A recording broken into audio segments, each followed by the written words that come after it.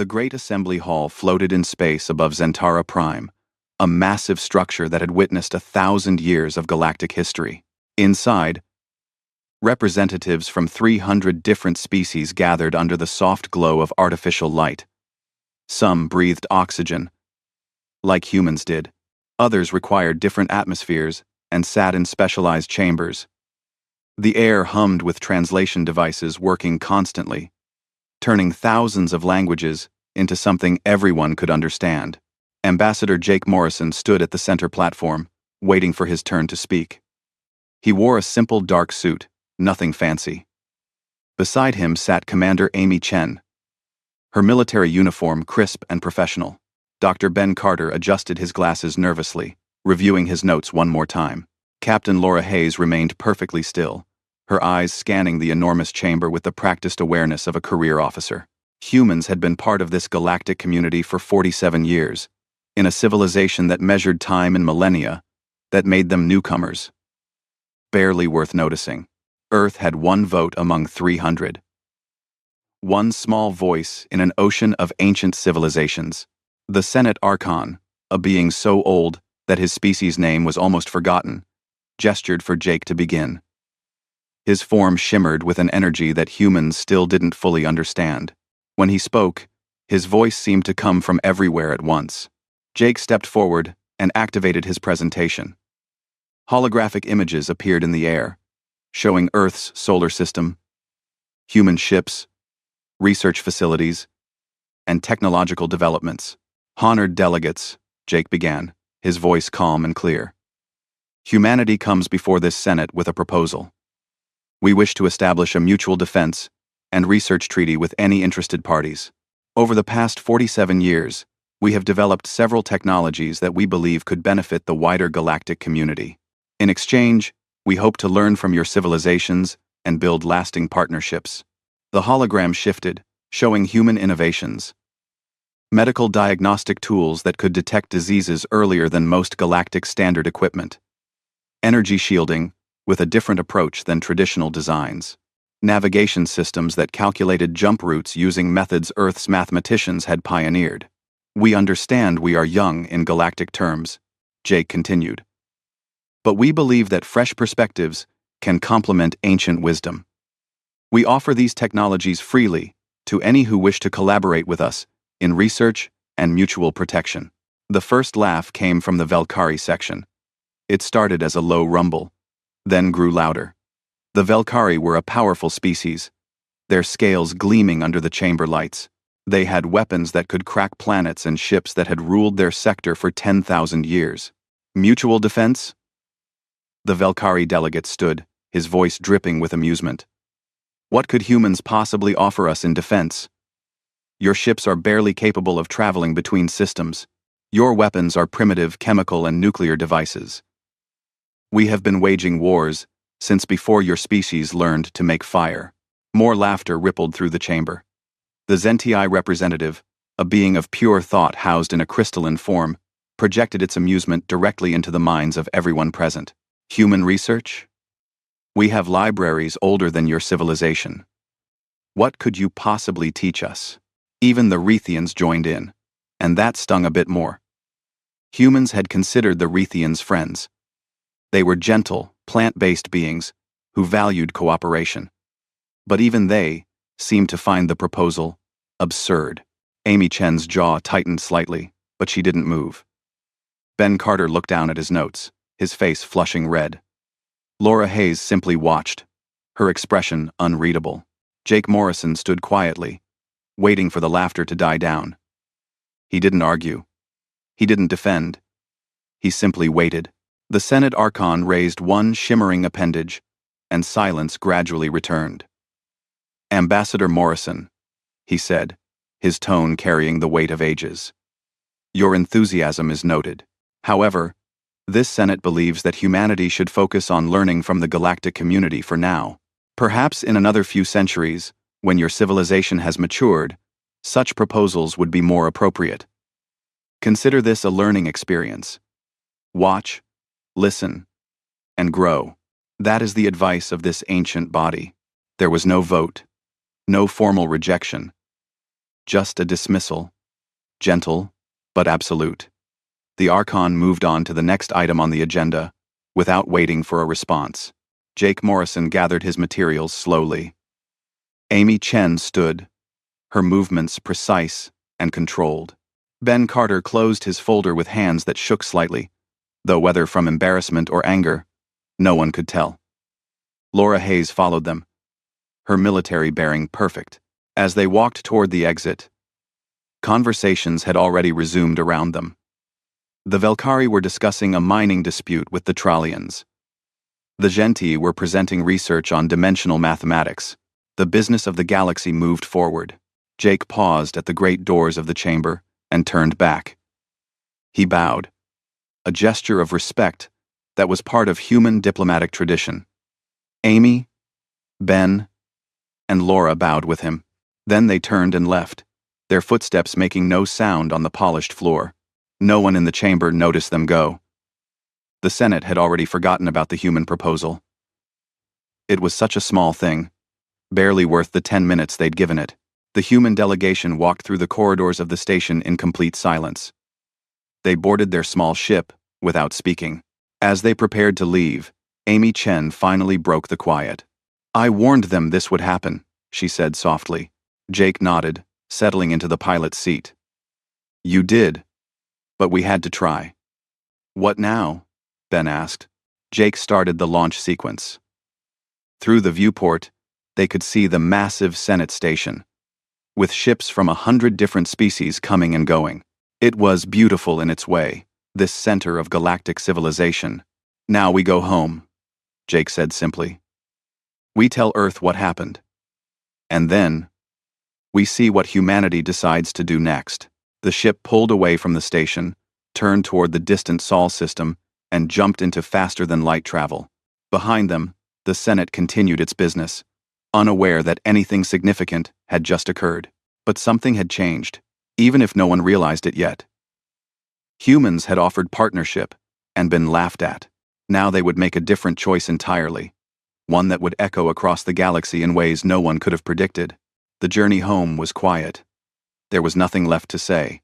3 weeks after the Senate meeting, Nick Parker sat in his small office on the Velkari homeworld and typed out his resignation letter. He kept it professional and brief. After 6 years of managing trade logistics between the Velkari colonies and the Outer Rim stations, he had learned exactly how the Velkari preferred their communications.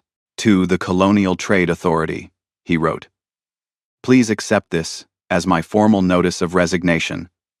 Effective 30 days from today, I will complete all current contracts and ensure a smooth transition of my responsibilities.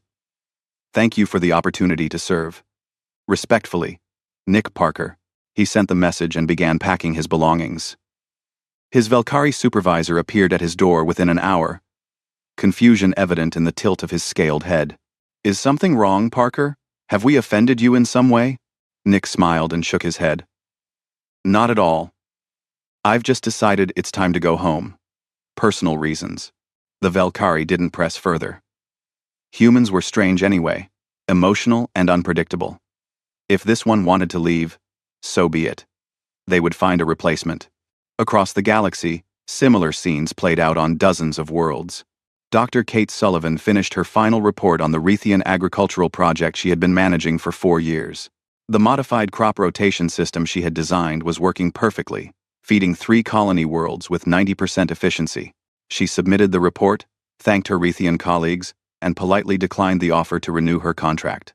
"But the next phase needs your expertise," her supervisor pleaded. "No one else understands these systems like you do." Kate smiled gently. "All the documentation is in the system. Anyone with basic agricultural training can follow it. You'll be fine." Greg Matthews closed his fusion reactor installation business methodically, starting with the smallest contracts and working his way up.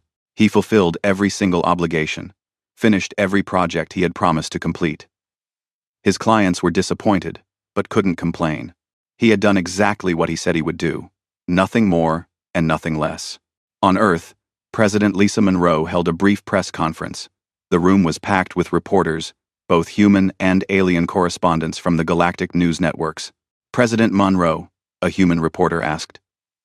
There are reports that thousands of humans are leaving their positions throughout the galaxy. Is this some kind of organized protest against the Senate's rejection of Ambassador Morrison's proposal? Lisa Monroe looked directly into the cameras, her expression calm and professional. Humans across the galaxy are simply choosing to come home and focus on building our own civilization for a while. Every individual is making their own choice. But many feel that Earth could benefit from having its people closer to home.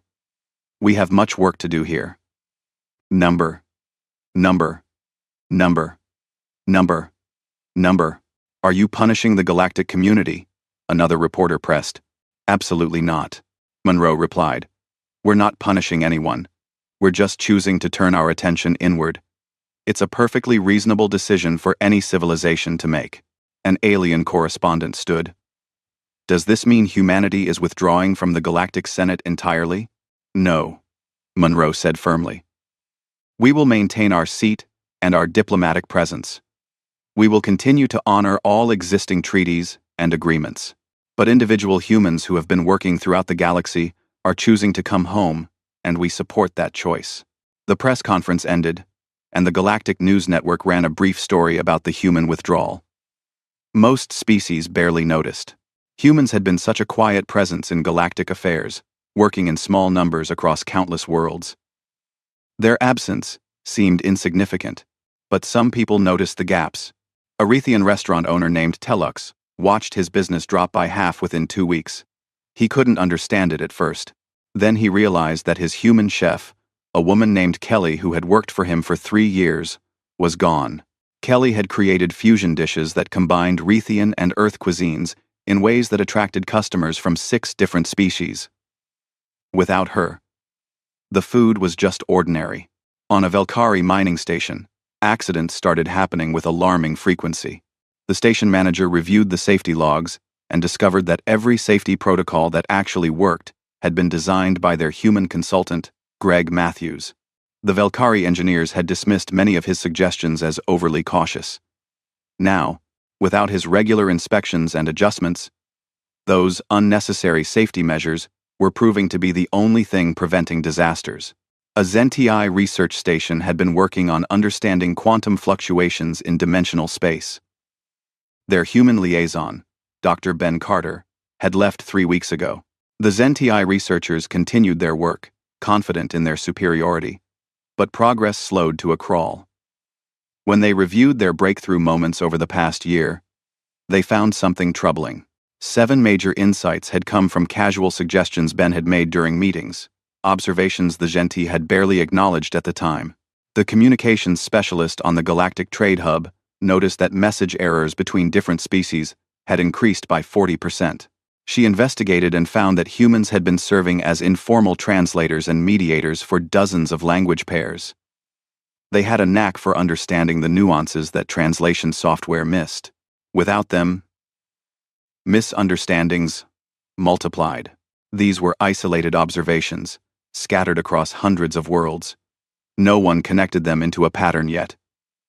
The galaxy was vast, and humans were just one small species among 300. But the pattern was there, spreading slowly like cracks in ice. Nick Parker arrived back on Earth and was surprised by the welcome he received. Thousands of other humans were returning too, and the spaceports were full of reunions. People hugged family members they hadn't seen in years. They talked excitedly about new projects, about building things on Earth, about focusing their talents and energy on their own world. Dr. Kate Sullivan took a position at Earth's new Agricultural Research Center. Greg Matthews started teaching at the Engineering Academy, sharing his knowledge with the next generation of human engineers. Others found work in Earth's expanding industries, research facilities, and development projects. The mood wasn't angry or bitter. It was energized, focused. Humanity had been spreading its efforts thin across the galaxy, contributing here and there in small ways.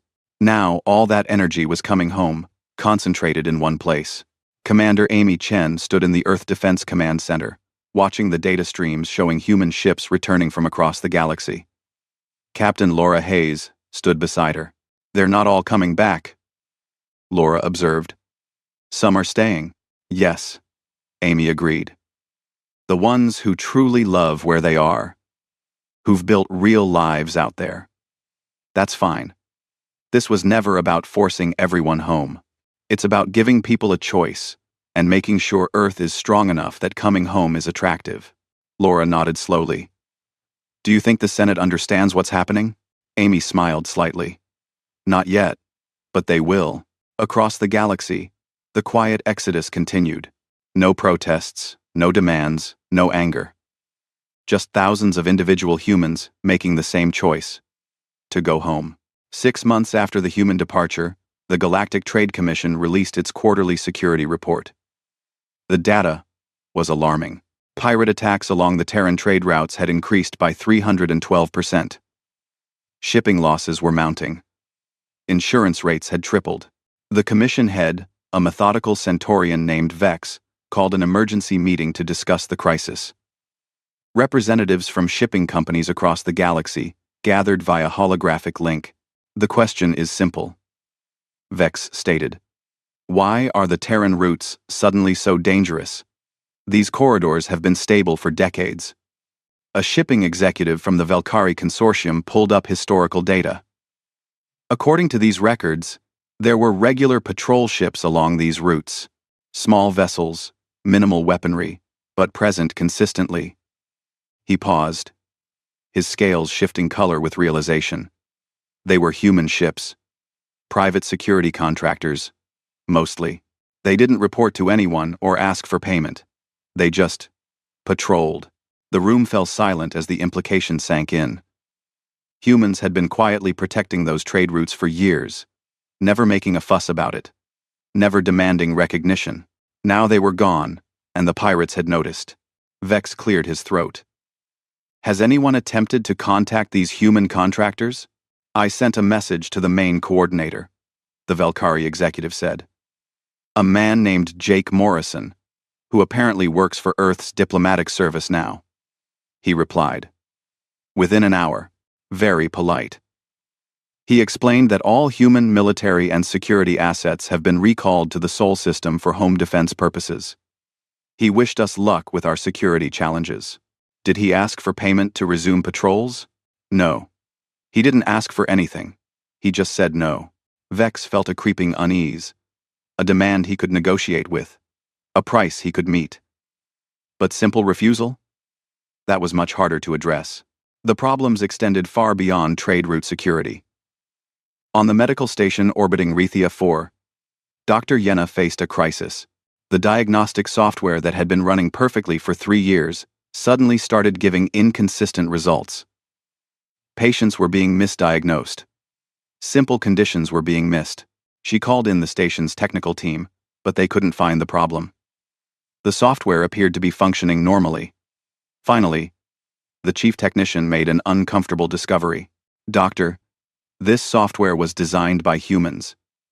Specifically, by a woman named Dr. Kate Sullivan. She integrated it with our existing systems, but she also provided regular updates and adjustments, small modifications based on the specific patient populations we see here. The base software works, but without those modifications, it's only about 60% effective. Can't we continue making those modifications ourselves? Yenna asked. The technician shook his head. We could, if we understood the underlying logic. But Dr. Sullivan's approach was completely different from standard galactic medical software design. We would need months, maybe years, to fully understand it. And even then, we might not match her results. Yenna submitted a formal request to Earth's Medical Services Division, asking if Dr. Sullivan could provide remote consultation. The response came back within a day. Professional and polite. Dr. Sullivan was currently engaged in research projects on Earth and was not available for external consultation. They wished the Rethian Medical Station success in their endeavors. On Valkyrie Prime, Greg Matthews' warning finally proved prophetic. The main power plant for the capital city experienced a catastrophic failure. 3 people died, and an entire district lost power for 6 days. The investigation revealed that the plant had been using a modified version of Matthews's reactor design. But the Velkari engineers had removed several safety features they considered excessive and inefficient. The plant manager, whose name was Krell, found himself in front of an inquiry board. He defended his decisions weakly. The human design was overly cautious. The safety margins were far beyond necessary levels. We optimized the system for better output. Problem. Problem. Problem. Problem. And now 3 workers are dead, the inquiry leader stated coldly. Do you have Matthew's contact information? Can we bring him back to review our power systems? Krell had tried already. Matthews had responded politely, explaining that he was now teaching at Earth's Engineering Academy and was not available for consulting work. He had offered to send copies of his original design specifications, free of charge, but he would not be coming back. The Galactic Communications Network started experiencing severe degradation. Messages between certain species became garbled, leading to diplomatic incidents. An important treaty negotiation between the Zentii and the Trallians nearly collapsed due to a mistranslated phrase that caused deep offense. The network administrator discovered that humans had been serving as intermediary translators for 62 different language pairs. They had a unique ability to understand context and nuance, smoothing communication between species that the automated systems couldn't quite bridge. Without them, the subtle errors multiplied. Commander Amy Chen received the first official communication from the Galactic Senate 6 months and 3 days after the human delegation had left. It wasn't addressed to her specifically, but to Earth's military command structure. The message was carefully worded, avoiding any hint of apology or acknowledgement of past dismissal. The Galactic Senate requests that Earth consider resuming voluntary security patrols along the Terran trade routes. These patrols would be appreciated by the galactic community and would demonstrate Earth's commitment to interstellar cooperation. Amy read the message 3 times, then called a meeting with Captain Laura Hayes, Jake Morrison, and President Lisa Monroe. They're asking us to go back to doing what we were doing before, Amy said, protecting their trade routes for free. But notice they're not apologizing for mocking us. They're not acknowledging that they need us. They're just requesting that we resume our voluntary service. Jake leaned back in his chair. How do we respond? President Monroe spoke carefully. We respond politely. We explain that Earth has made a strategic decision to focus our military resources on home system defense. We're not refusing to help out of spite. We're simply allocating our limited resources differently. We wish them well with their security challenges. They won't like that, Laura observed. No, Monroe agreed. But what can they do? Order us to help them? We're not breaking any laws. We're not threatening anyone. We're just staying home. Amy drafted the response, keeping it professional and courteous. She sent it and waited. The reply came faster than expected. This time, it was from the Senate Archon himself. The message was longer, more detailed. It pointed out the benefits of galactic cooperation, the importance of maintaining strong relationships, the value of contributing to the greater good.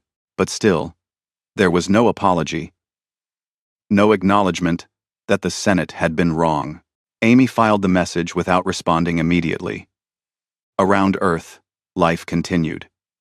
Human engineers worked on new projects. Human scientists pursued research that interested them. Human teachers educated the next generation. The energy and talent that had been scattered across 300 worlds was now concentrated on one. Across the galaxy, the problems continued to mount. Small things, mostly. A restaurant that wasn't as good as it used to be. A safety system that didn't work quite right. A translation that missed the mark. Individually, these were minor inconveniences, but they were adding up, creating a picture that some in the galaxy were beginning to see clearly. Humans hadn't been background noise. They had been the oil that kept the machine running smoothly. And now that oil was gone.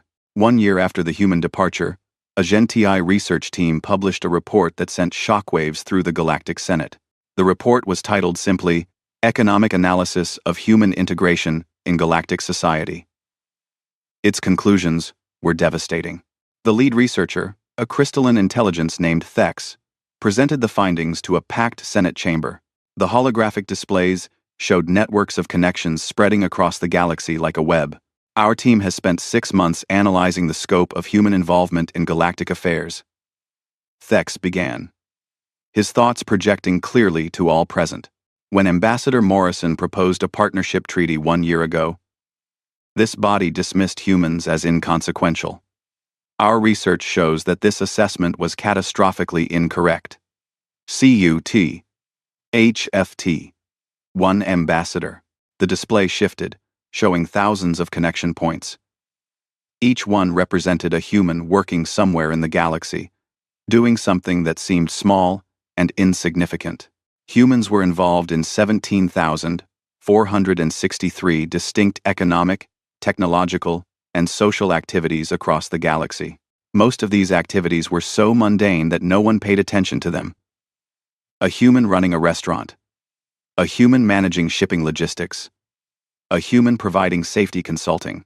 A human teaching mathematics to children on a colony world. Thex paused, letting the number sink in. 17,000 activities. From a species that represented less than 1% of the galactic population. But here is the critical finding, Thex continued. These activities were not random. Humans consistently positioned themselves in bridging roles. They connected different species, different technologies, different ways of thinking. They served as translators, mediators, integrators, and facilitators. They made the galaxy work better. And they did it so quietly that no one noticed. The Senate chamber was completely silent. Even the usual background noise of translation devices and whispered conversations had stopped. Let me give you specific examples, Thex said. Nick Parker managed trade logistics between the Velkari colonies and the Outer Rim. He coordinated the delivery of medical supplies to 62 different stations. When he left, those supply chains collapsed. It took 4 months for the Velkari to even understand what he had been doing, and they still haven't fully replaced his systems. 7 stations experienced critical medical supply shortages. 2 people died. The Velkari delegation shifted uncomfortably. Dr. Kate Sullivan designed agricultural systems for 4 Rethian colony worlds. Those systems continue to function, but crop yields have dropped by 30%. Why? Because she made regular small adjustments based on changing conditions. Adjustments so subtle that the Rethians didn't realize she was making them. Without those adjustments, the systems are degrading. The Rethian representative looked down, his plant-like form drooping slightly. Greg Matthews installed safety systems in industrial facilities across 9 worlds. Since his departure, industrial accidents have increased by 270%. His designs were mocked as overcautious. Now, facilities are discovering that his excessive safety margins were actually minimum requirements for stable operation. Thex brought up more examples. Humans who had mediated disputes between species, preventing conflicts before they started. Humans who had shared research insights that seemed obvious to them but were revolutionary to others. Humans who had simply made life easier for those around them in 1,000 small ways. Our conclusion is unavoidable, Thex stated. Humans were not peripheral to galactic society. They were integral to it. They made themselves valuable not through dominance or political power, but through consistent, quiet competence. And when they left, they revealed how much we had come to depend on them. The Senate Archon sat motionless for a long moment. Finally, he spoke, his ancient voice carrying a weight of reluctant acceptance. This report will be distributed to all member species. We must discuss how to address this situation. In the following weeks, Earth received delegations from 43 different species. They came one by one, sometimes in small groups. Each had the same basic request. Please send your people back. We need them. President Lisa Monroe met with every delegation personally. She listened politely to their requests, their offers, their explanations of how important it was that humans return to their previous positions. The Velkari offered triple the standard wages for trade coordinators and industrial consultants. Monroe thanked them for their generous offer, but explained that money wasn't the issue. Humans were simply choosing to work on Earth right now. The Rethians sent a heartfelt plea. describing the food shortages their colonies were experiencing. Monroe expressed genuine sympathy and offered to sell them Earth-grown food at standard market rates, but she couldn't order Dr. Sullivan to go back. It was Kate's choice, and Kate had chosen to stay on Earth. A delegation of shipping companies offered to pay for human security patrols along the trade routes. Monroe explained patiently that Earth's defense fleet was occupied with home system security. She suggested they hire security from other species or invest in better defensive technology. Some delegations tried subtler approaches. They spoke of the importance of interstellar friendship, of humanity's responsibility to the galactic community, of the moral obligation to help those in need. Monroe listened to it all with patience and grace. Then she would gently point out that humans had been helping for years, working for standard wages or even volunteering their time. They had offered formal partnership and been laughed at. Now they were simply focusing on their own development. There was nothing unreasonable about that. A few delegations hinted at consequences if humans didn't return. Trade restrictions, perhaps. Reduced diplomatic status. Monroe's response to these veiled threats was calm but firm.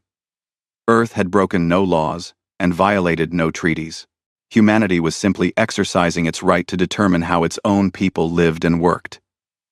Any punitive measures would be seen as exactly what they were: retaliation. For humans choosing to stay home, the Senate held an emergency session to discuss potential responses. The debate lasted for 3 days. Some argued for economic pressure. Others suggested offering major concessions to bring humans back. A few voices called for accepting the situation and adapting without human help.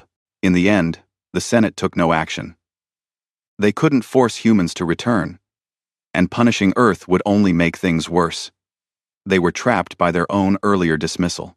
They had treated humans as insignificant, and now they couldn't admit how much they needed them without looking foolish. On Earth, life continued to improve. The concentration of human talent and energy was producing remarkable results. New technologies emerged from research centers that now had their best people working together instead of scattered across the galaxy. Educational institutions thrived with experienced teachers returning home. Infrastructure projects moved forward with unprecedented speed. Commander Amy Chen stood in the observation deck of Earth's orbital station, watching construction crews work on a new defensive platform. Captain Laura Hayes joined her, carrying 2 cups of coffee. "The Valkyrie delegation left this morning," Laura said, handing Amy a cup. "I imagine so," Amy replied. "They want us to solve their problems. But they don't want to admit they were wrong about us. Do you think they'll ever apologize?" Amy considered the question. "Eventually, yes. When they realize that pride is costing them more than admitting a mistake. But it might take a while." Round. "And when they do apologize? When they offer real partnership, instead of just asking us to go back to how things were?" Amy smiled slightly. "Then we'll listen. Genuine respect deserves a genuine response. But we'll never be invisible again. We'll never be taken for granted again. They'll remember the year we were gone." Laura nodded slowly, sipping her coffee. "Silence can be powerful." "Yes," Amy agreed. "Sometimes the loudest statement is saying nothing at all." 18 months after the Senate meeting where humanity's proposal had been dismissed with laughter, Ambassador Jake Morrison received a formal message from the Galactic Senate. The wording was different this time, carefully chosen, respectful. The Galactic Senate extends an invitation to Ambassador Jake Morrison and the human delegation to attend a special session regarding renewed partnership opportunities. We would be honored by your presence and input on matters of mutual interest. An invitation, not a summons. Honored by your presence, not expecting your attendance. The language mattered. Jake read it 3 times before calling President Monroe. "They're ready to talk," he said simply. "Are we ready to listen?" Monroe asked. "I think so. But we go with clear terms. No more being invisible. No more being taken for granted." Monroe agreed. "Choose your delegation carefully. This sets the tone for the next century of human involvement in galactic affairs." Jake assembled his team. Commander Amy Chen would join him, of course. Her strategic mind had guided humanity through this entire situation. Captain Laura Hayes would represent Earth's military interests. Dr. Ben Carter would speak to scientific collaboration. And he added two more. Nick Parker, the trade coordinator who had been one of the first to leave, and Dr. Kate Sullivan, whose agricultural work had left such a visible gap. They arrived at the Senate station 2 weeks later. The reception was noticeably different. The docking coordinator personally welcomed them. The station administrator met them at the airlock. Small gestures, but meaningful ones. The Senate chamber was full when they entered. Every species had sent representatives. The atmosphere was tense, expectant. Jake noticed that the seating had been rearranged. The human delegation was no longer in the back corner. They had been moved to a position of prominence, closer to the center. The Senate Archon rose, his ancient form shimmering with an energy that seemed more subdued than before. When he spoke, his voice carried none of the dismissive certainty from 18 months ago. Ambassador Morrison, members of the human delegation, welcome. This Senate wishes to address events of the past 18 months. We have learned much in your absence, and we have conclusions to share. The Archon paused, and Jake realized the old being was choosing his words carefully. 18 months ago, humanity proposed a partnership treaty. This Senate rejected that proposal, dismissing it as premature and unnecessary. We were wrong. A ripple of murmurs spread through the chamber. Admissions of error were rare in the Senate. We failed to recognize the value of human contributions to galactic society. We failed to appreciate the many ways, large and small, that your people had integrated themselves into our civilization. We failed to understand that youth and wisdom are not opposites, that fresh perspectives can be as valuable as ancient knowledge. For these failures, this Senate offers its formal apology. Jake felt Amy tense beside him. This was more than they had expected. We now understand what was lost when humans withdrew, the Archon continued. We understand that partnership is not a privilege we grant, but a relationship of mutual respect and benefit. Therefore, this Senate wishes to formally accept the partnership treaty that Ambassador Morrison proposed 18 months ago, with modifications to ensure equal standing and appropriate recognition of human contributions. The Archon gestured, and a holographic document appeared in the air. Jake scanned it quickly. Then, more carefully, the treaty granted humans full partnership status, seats on 7 major Senate committees, formal recognition of Earth as a sovereign territory with complete autonomy, and establishment of collaborative research and defense agreements. It was everything they had asked for. And more. This Senate also proposes additional measures, the Archon said. Formal recognition of human technological contributions, with appropriate credit and intellectual property protections. Establishment of cultural exchange programs. Creation of a joint task force to address the economic and social challenges that arose during the human absence. And most importantly, a commitment to never again dismiss the contributions of any species, regardless of their age, in galactic terms. Jake stood slowly. The human delegation appreciates this proposal and the apology that accompanies it. We request a recess to review the treaty terms in detail and consult with our government. Of course, the Archon agreed immediately. Take whatever time you need. And well, the human delegation withdrew to a private chamber. For 2 hours, they reviewed every clause, every implication. They consulted with President Monroe via secure communication. Finally, they reached consensus. When they returned to the chamber, Jake spoke clearly. Earth accepts this partnership treaty, with the understanding that humans will participate in galactic society as equals, not as junior members seeking approval. Our contributions will be recognized, our sovereignty will be respected, and our people will be valued for what they bring to the community. Agreed, the Archon said immediately. The vote was unanimous. 300 species voting yes, accepting humans as full partners. The contrast with 18 months ago could not have been more stark. In the weeks that followed, humans began returning to their positions throughout the galaxy. But everything was different now.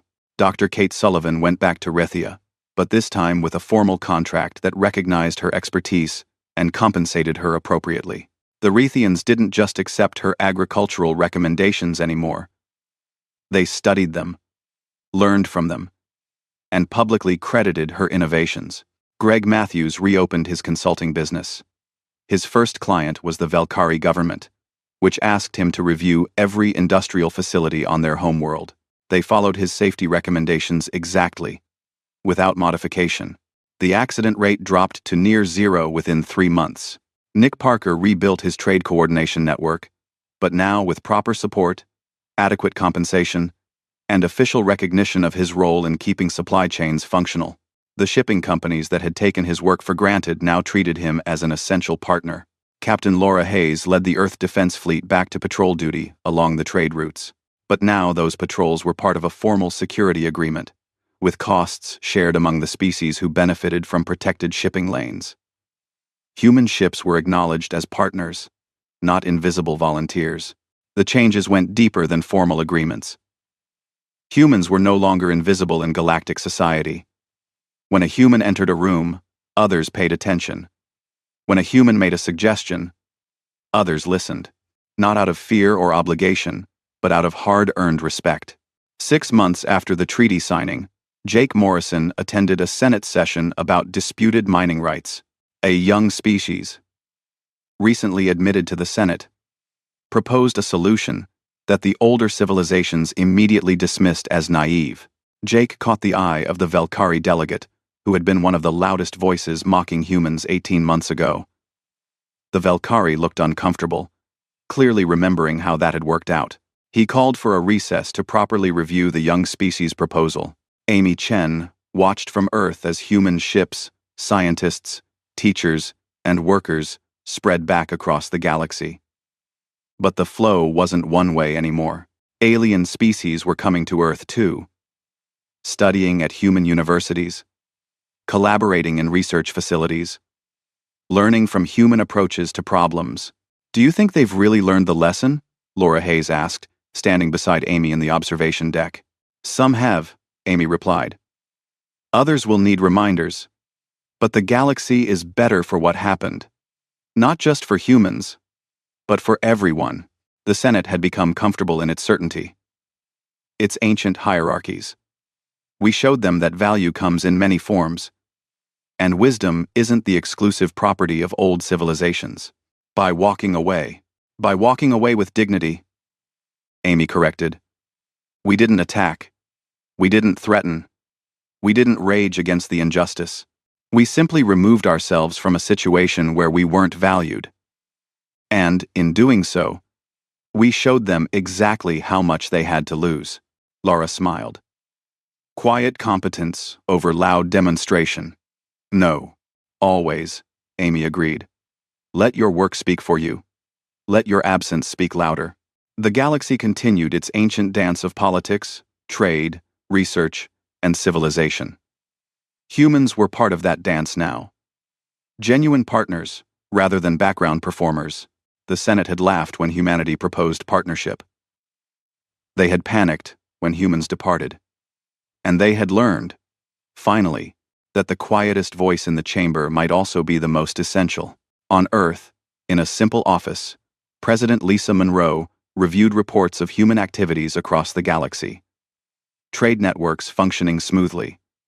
Research collaborations producing breakthroughs. Cultural exchanges enriching both sides. Security partnerships keeping the peace. She smiled and closed the reports. Humanity had taken a risk, walking away from galactic society for 18 months. But that risk had paid off in ways beyond measure, not just in formal recognition or treaty terms, but in something more fundamental. Respect. Earth had learned a valuable lesson about power. True strength wasn't in forcing others to acknowledge you. It was in being so valuable that your absence created a void no one else could fill. It was in maintaining your dignity when dismissed. It was in walking away from disrespect without anger or bitterness. And most importantly, it was in knowing your worth and refusing to settle for less. The galaxy had learned too. They had learned that underestimating the quiet ones was a mistake. that dismissing new voices meant losing valuable perspectives. That partnership required mutual respect, not condescending tolerance. Silence, humanity had proven, could indeed be the loudest statement of all.